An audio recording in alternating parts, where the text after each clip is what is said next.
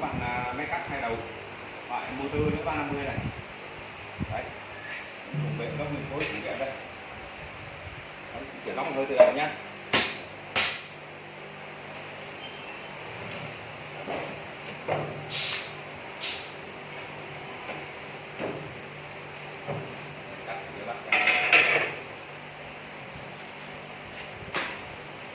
Motor này.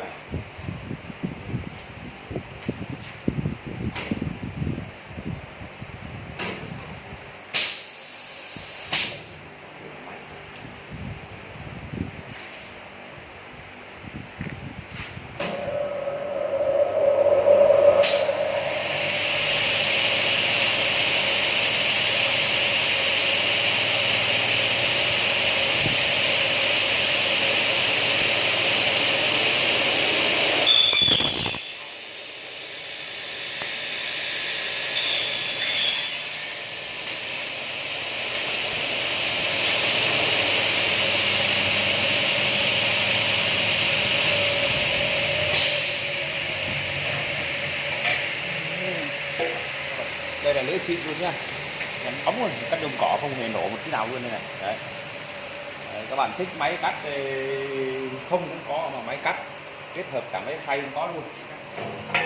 Đây các bạn đi, nơi quay cả sớm đây.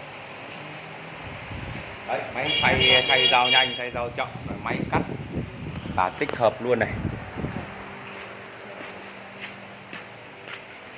Đây.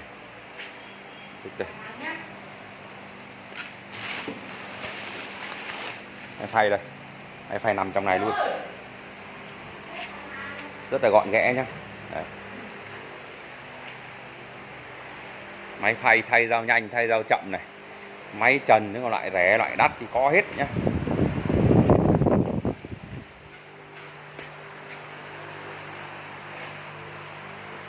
Đấy. Con này là chuẩn bị đóng gói để lên đường đi Bắc Ninh này.